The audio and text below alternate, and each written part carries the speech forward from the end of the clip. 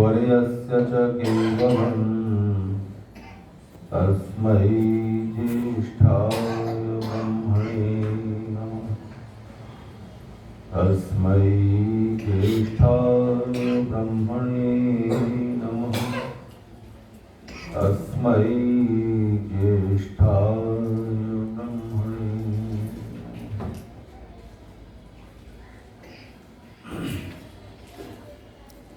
हम सब लोग स्वतंत्र हैं या परतंत्र हैं?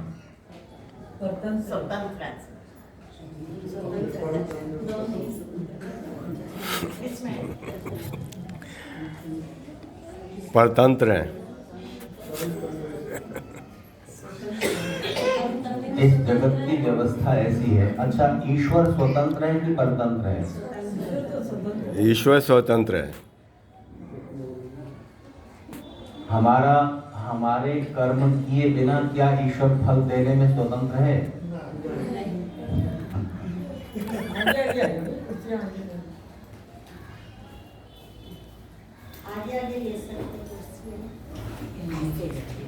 छंदता, दोनों में अंतर है। समाज में रहते हुए स्वच्छंदता और स्वतंत्रता का जो अर्थ है और व्यवहार में जो उसकी स्थिति है वो हमें समझनी आवश्यक है। अच्छा, आप सड़क पर चलने में स्वतंत्र हैं, चलें ना चलें, लेकिन चाहे जहां चलें, चाहे जिस तरह चलें, ये स्वच्छंदता हो। आपको लेफ्ट साइड में चलना है, रेड लाइट पर रुक जाना है, स्पीड ब्रेकर पर धीमे हो जाना है, जो वन वे है वहाँ इधर नो एंट्री है, वहाँ से नहीं घुसना है। तो कितने रिस्ट्रिक्शंस हैं। तो उन सारे प्रतिबंधों का जो हमारी स्वतंत्रता को रोकते से लगते हैं, लेकिन वास्तव में वही हमारे लिए चलने में सहायक होते हैं। जरा सोचिए, किसी सड़क पर, किसी शहर में कोई भी रूल काम ना करते हो, ना कोई रेड लाइट हो, ना कोई पुलिस कांस्टेबल कहीं खड़ा हो, और जो चाहे जहां चले, तो कोई चल पाएगा? तो सब सुखपूर्वक, सुविधा पूर्वक चल सके, इसके लिए ही तो ये प्रतिबंध है कि आपको इधर से नहीं जाना, इधर से नहीं जाना। आप इधर से जाइए तो उधर से गाड़ी नहीं आएगी, आपको दूसरी तरफ से घूम के आना है। तो इस संसार में भी हमें बहुत सारी रुकावटें प्रतीत होती हैं, और हम ईश्वर की व्यवस्था में भी संदेह करने लगते हैं कि ऐसा नहीं होता, ऐसा होता तो ज्यादा ठीक था। पर वो जो नियम है वही हमारी उन्नति में सहायक होते हैं। आप चलते हुए क्यों थक जाते हैं बताइए? क्योंकि पृथ्वी में ग्रेविटी। 5 किलो वजन और 10 किलो वजन का भार का अंतर क्यों पता चलता है? क्योंकि ग्रेविटी है। वजन उठाकर चलते हुए आपको भार महसूस होता है, बोझ महसूस होता है, क्योंकि धरती में गुरुत्वाकर्षण है।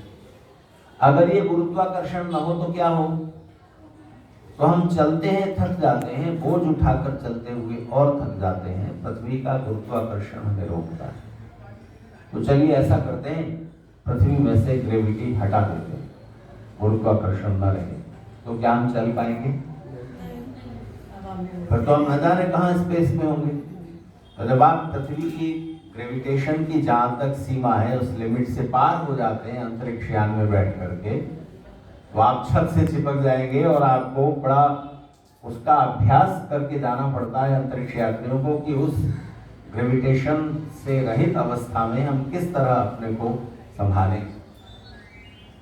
तो कुछ चीजें हमें स्वतंत्रता में बाधक लगती हैं, पर वो हमारी उन्नति के लिए है। अब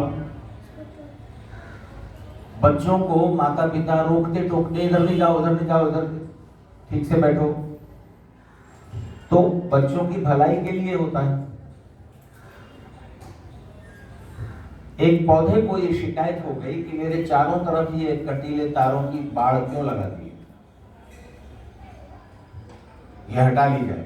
उसने आंदोलन किया, और भी पौधे साथ हो गए जो सड़क किनारे लगाए गए थे, सबने आंदोलन किया और उन पर से बाढ़ हटा ली गई।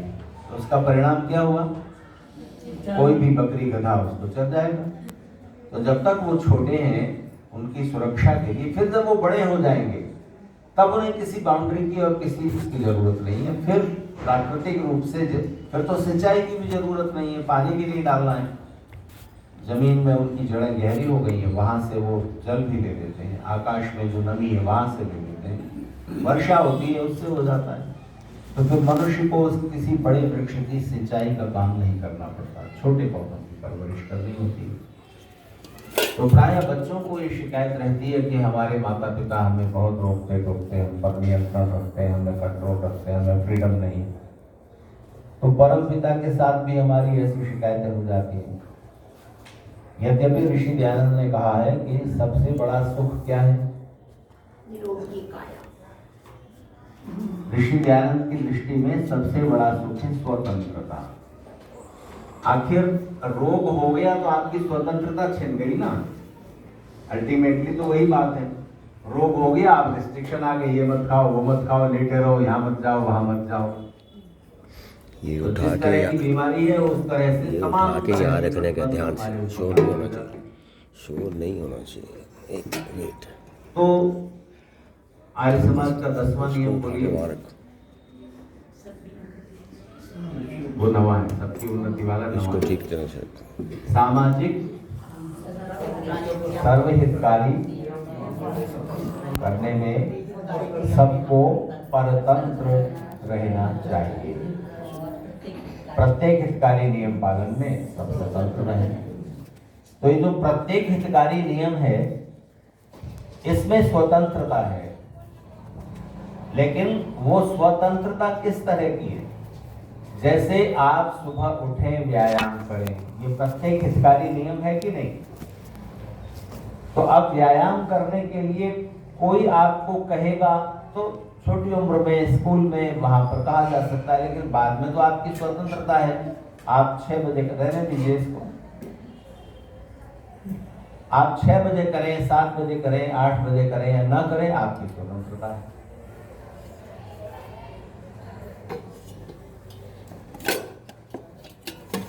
लेकिन इस स्वतंत्रता का प्रभाव आप तक रहेगा। आपने व्यायाम किया, स्वास्थ्य आपको मिलेगा, मुझे तो नहीं।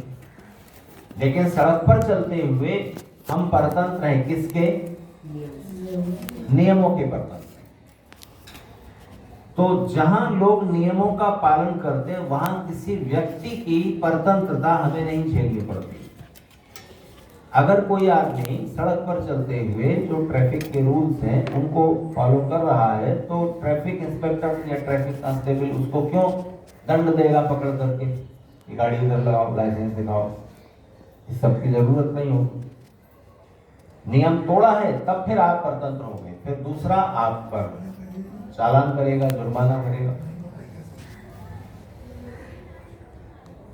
तो हम अपनी उम्र बढ़ाने में स्वतंत्र हैं कि नहीं?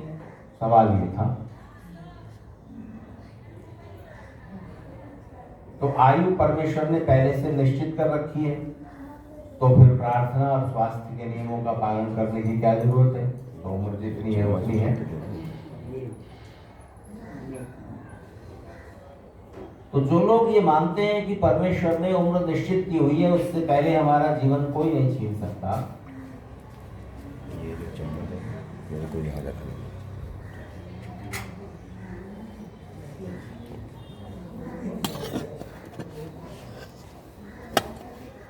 क्योंकि परमेश्वर ने निश्चित किया हुआ है। तो जीवन बस इतना है कि मान लो हमें 80 वर्ष जीना है, हमारा समय इस शरीर में रहने का निश्चित है। तो ऐसे लोगों को ये चैलेंज करके देखिए कि आप आंख बंद करके कार चलाइए पूरा, शराब पीकर चला के देख लो, मोटरसाइकिल चला लो, छोड़िए, आंख बंद करके सीढ़ियां ही उतर लो, तो आपको अभी पता चल जाएगा। तो आयु निश्चित है, ध्यान दीजिए, आयु निश्चित है, पर आपकी स्वतंत्रता भी है, आप आयु बढ़ा सकते हैं, घटा सकते हैं। अब ये दोनों बातें विरोधी हैं। दोनों बातें कैसे हो सकती हैं? ऐसे हो सकती हैं, इस रॉड की, स्टील की रॉड की आयु निश्चित है कि नहीं? है जी?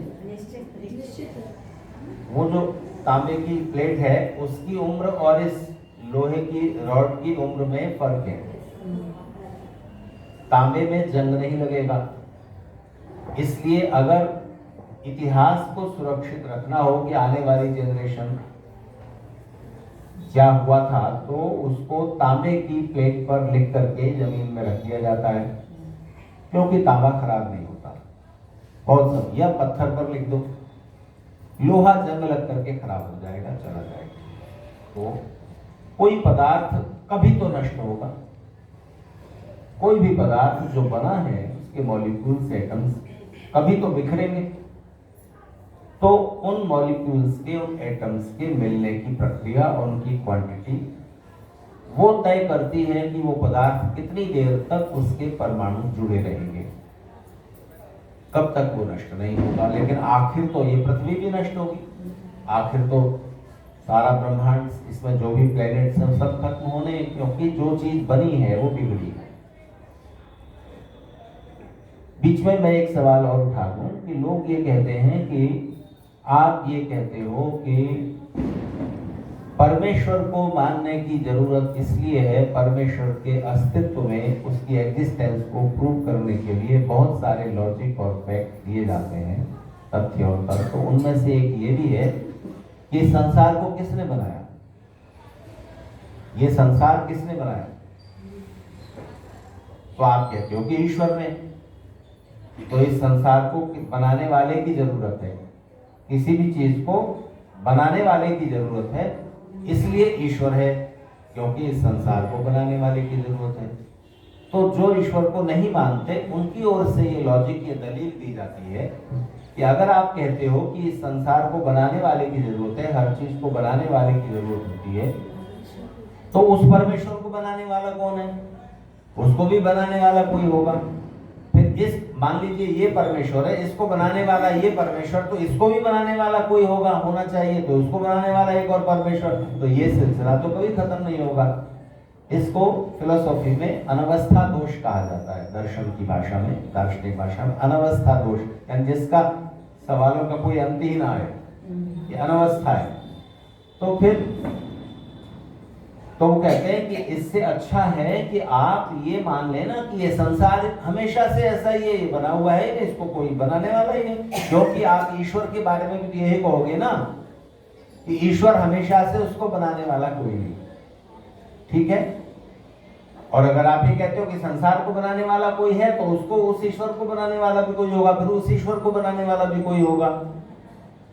तो ये संसार बिना बना हुआ है और हमेशा से ऐसे चला रहा है और ऐसे ही बना रहेगा, ईश्वर कुछ नहीं। तो आप बताइए, इसके विरोध में आप क्या तर्क देंगे, क्या दलील देंगे? देखिए, आप लोग आर्य समाज में बहुत समय से आते हैं, सुनते हैं, तो आर्य समाज में आने के जो बहुत सारे फायदे हैं, उनमें से एक फायदा ये है कि मनुष्य की जीवन के बारे में, जगत के बारे में जो तार्किक दृष्टि है, वो दृष्टिकोण विकसित हो जाता है। वो किसी चीज को आंख बंद करके नहीं मानेगा, सवाल करेंगे, सोचेंगे, आंसर ढूंढेंगे, और जो बात तर्क संगत है, बुद्धि संगत है, युक्ति युक्त है, ठीक है, सत्य है, उस ओर बढ़ेंगे। तो आप बताइए, इसके विरोध में आपको क्या तर्क समझ में आता है? जी बताइए। जब पौधा छोटा है, उसकी देखभाल देखनी अति आवश्यक है। उसको पानी देना, उसको धूप में रखना। अगर वो पौधा बचपन से अच्छी तरह से फूलता है तो वृक्ष का रूप धारण कर सकता है। और अगर हम ये सोचे पौधा कोई मतलब उसको नज़रअंदाज करें या उसका ध्यान ना रखें, कोई सोचे अपने आप ये पेड़ बन जाएगा, तो ऐसे नहीं बनता। इसी तरह हमें संस्कारों के साथ और आर्य समाज के नियमों के साथ चलेंगे तो शायद हम हमारा जीवन से। नहीं, वो तो आपकी बात ठीक है।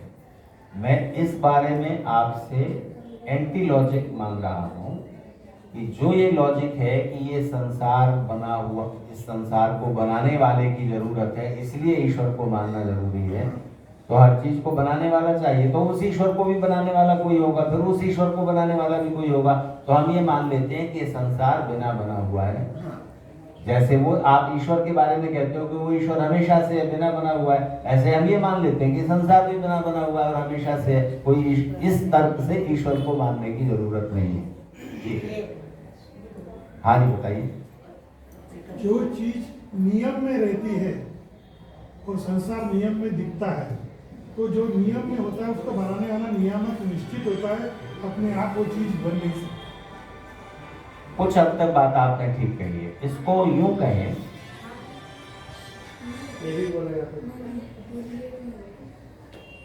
अच्छा तुम भी कुछ कह रहे हो, बस हाँ बोलो। एक श्लोक आया है, जगताम यदि नो कर्ता कुलालेन विना कर्ता चित्रकारं विना चित्रम सदैव भवेत् तथा। अगर ये पृथ्वी अगर बनी नहीं है, मतलब ये प्लैनेट्स जितने भी अगर ये सब किसी ने नहीं बनाए हैं, तो फिर हम लोग को ये जो घड़ा बनता है, मटका जो बनता है, उस कुम्हार के बिना बन जाना चाहिए, अपने आप बन जाना चाहिए। ये जो चित्र बनता है वो चित्रकार के बिना बन जाना चाहिए। बहुत अच्छी बात कही, लेकिन फिर भी इसमें इस सवाल का जवाब नहीं आया कि अगर ईश्वर बिना बना हुआ है और उसको बनाने वाले की जरूरत नहीं है, तो हम कहते हैं इस संसार को भी बनाने वाले की जरूरत नहीं है, तो आप उस पॉइंट पर पहुंच तो रहे हो जी। आप भी कुछ इस सृष्टि का क्रम है, ये जो निरंतर ये चलता रहता है। जैसे ईश्वर सर्वशक्तिमान है और अदृश्य है, इसी तरह से संसार का क्रम भी अदृश्य है, ये चलता ही रहेगा। वो भी ठीक है, वो भी बात आपकी ठीक है, लेकिन मैं जिस पॉइंट पर आपको लाना चाह रहा हूं कि एकदम दो टूक उत्तर कैसे प्रूव हो कि ये संसार हमेशा से बना हुआ नहीं है। इसका सीधा उत्तर ये है, जो कुछ कुछ आपने कहा कि नियम नियामक वाली बात, इसको यूं कहें कि अगर कोई चीज तोड़ी जा सकती है तो वो कभी बनाई गई।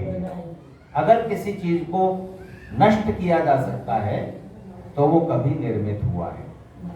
जिस चीज को आप कई हिस्सों में बांट सकते हो, जितने हिस्सों में बांट सकते हो उतने ही हिस्सों के मिलने से वो बना है, और वो हिस्से कभी मिले थे। अगर वो मिलना अनादिकाल से होता, बिगिनिंगलेस टाइम से होता, हमेशा से होता, तो उस चीज को कभी तोड़ा नहीं जा सकता था, क्योंकि जो चीज अनादि है वो अनंत भी होगी, जो बिगिनिंगलेस है वो एंडलेस भी होगी। तो जो चीज कभी बनी नहीं है वो बिगड़ेगी भी नहीं, ध्यान रखिए, और जो चीज बनी है वो बिगड़ेगी भी। दुनिया में कोई भी लाइन ऐसी नहीं खींच सकते हो जिसका एक ही एंड हो, कि शुरुआत तो है समाप्ति नहीं है, या आप यूं कहो कि शुरुआत तो नहीं है पर समाप्ति है, या शुरुआत तो हुई है पर समाप्ति नहीं होगी, ऐसा नहीं होगा, एक एंड। जी आप क्या कह रहे हैं? मेरा साइंटिफिक तरीके से यही कहने का है कि जब आप तोड़ते भी हैं किसी चीज़ को, वो भी मिनिमम पार्ट से भी शून्य से शून्य जैसे होता है, कम से कम और ज़्यादा से ज़्यादा, जिसको बोलते हैं कि दो सीमाएं हमें पता नहीं है, उन सीमाएं का हमें पता नहीं है, तो उसी सीमा में एक अंत में ऊपर जो है ईश्वर को मान लेते हैं, और सबसे नीचे जो है एटम्स के जो पार्ट हैं, न्यूक्लियस वगैरह, उसको भी हम नहीं तोड़ सकते। जैसे इलेक्ट्रॉन को हम नहीं ब्रेक कर सकते, उसी तरह से ये मेरा दूसरा तरीका है। यहीं पर मैं कह रहा हूँ कि जिस भी पदार्थ में कई अवयव हैं, कई हिस्से हैं, उसे आप तोड़ सकते हो, और जो अपने आप में एक ही यूनिट है उसे आप नहीं तोड़ सकते। तो वो यूनिट कब से है? एक ही जो इकाई है वो कब से है? हमें नहीं वो मालूम, अनादिकाल से। अभी नहीं मालूम। नहीं, अनादिकाल से है। कोई तो होगी ना। अभी जिस यूनिट को आप यूनिट समझ रहे हो, आप कह रहे हो कि अभी नहीं मालूम, शायद कभी आप तोड़ सकें, तो ठीक है, हम वो मान लेंगे जो आपने तोड़ दिया और अब लास्ट है, जिसको आप और ज्यादा नहीं तोड़ सकते। जैसे इलेक्ट्रॉन, प्रोटॉन, न्यूट्रॉन भी, वो कण भी तरंग में बदलते हैं, यानी एटम एनर्जी में कन्वर्ट हो जाता है। एनर्जी से भी माइन्यूट उससे भी सूक्ष्म कोई दशा हो सकती है। अल्टीमेटली कहीं न कहीं आपको रुक जाना पड़ेगा कि ये मूल तत्व है, ये फंडामेंटल एलिमेंट है, जो कब से है आपको कहना पड़ेगा वो हमेशा से। ठीक है, तो इस संसार की हर चीज को जो अभी बनी हुई दिखती है, उस हर चीज को आप तोड़ सकते हो। तोड़ते तोड़ते तोड़ते आप एटम तक जाओगे, एटम को भी तोड़ोगे तो एनर्जी में कन्वर्ट हो जाएगा। एनर्जी से भी कोई सूक्ष्म दशा हो सकती है। तो जब ये मूल तत्व थे और ये संसार नहीं था, क्योंकि बना हुआ है, तो कभी बना हुआ है क्योंकि बिगड़ सकता है, इसलिए कभी बना हुआ था। तो जब बना, किन तत्वों से बना? इन तत्वों से बना। वो तत्व कब से थे? अनादिकाल से थे। तो वो मूल तत्व तो अनादिकाल से थे। तो अनादिकाल से थे, तो ऐसा क्या बीच में हुआ ये सॉलिड फॉर्म में आ गए? तो एक क्वेश्चन आ रहा है इसमें जी, पिछले दिनों स्वाध्याय करते करते दो चीजों में डिफरेंस कर रही थी मैं मंत्र में आ रहा था कि पृथ्वी गोल है, परिधि संसार चक्र है, जिसकी आदि भी नहीं है अंत भी नहीं है, लेकिन नष्ट तो वो भी होगा। जैसे आपकी फिलॉसफी कह रही है नष्ट तो वो भी होगा, लेकिन ये अनंत, इसको कोई सीमा पे हम नहीं बांध सकते। जो स्क्वायर है या कोई और शेप है, सिर्फ गोलाई एक ऐसी है, तो इसीलिए सारे ब्रह्मांड ये सब नक्षत्र वगैरह गोल बताए हैं, पृथ्वी गोल है, सब कुछ गोल है, जिसका आदि सिरा नहीं कहीं भी मिलता। तो ये उससे नहीं जुड़ सकता क्या? नहीं, आपकी बात एक अर्थ में ठीक है। कोई एक लाइन है तो उसके दो सिरे साफ दिखते हैं, यहां से शुरू यहां खत्म। गोल दायरा कोई पहले से बना हुआ है तो आप उसको ये नहीं जान पा रहे हैं कि इसका सिरा है कहां पर, लेकिन जिसने वो गोल दायरा खींचा उसको तो मालूम है ना कि कहां से उसने गोल दायरा शुरू किया था और यहां पर लाकर जोड़ दिया। ठीक है, अब ये पृथ्वी गोल है, तो गोलाई जो है वास्तव में पूर्णता का सिंबल है, अनंतता का नहीं।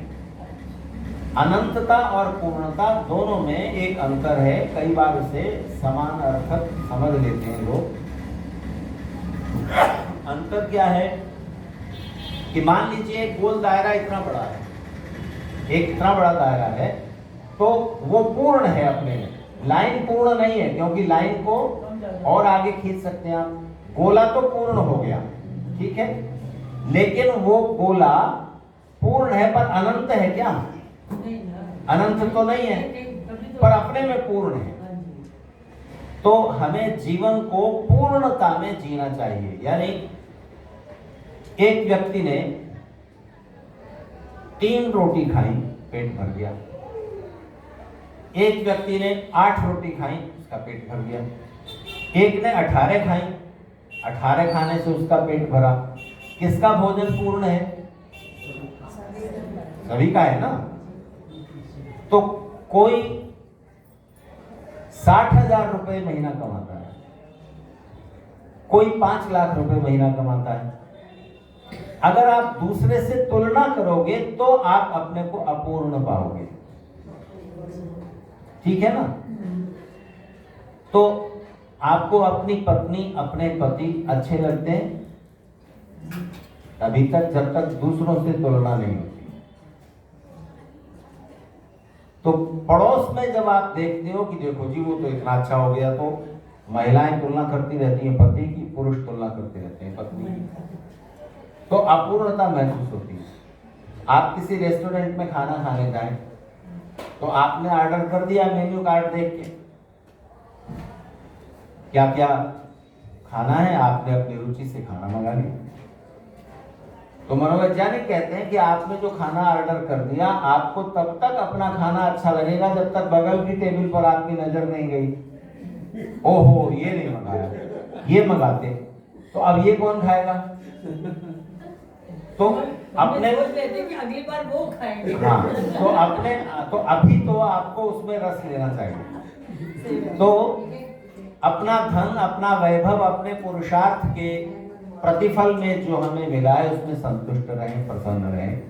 इसीलिए विवाह के समय अग्नि के चारों ओर घूमते हुए एक गोला बनाते हैं। उस वो जो गोल दायरा बनता है, अग्नि के चारों ओर घूमने के कई मैसेज हैं, उसमें से एक ये है कि अपने पति पत्नी बच्चे, अपना वैभव, अपना धन, अपनी जो आपकी छोटी दुनिया है उसमें पूर्णता महसूस करें।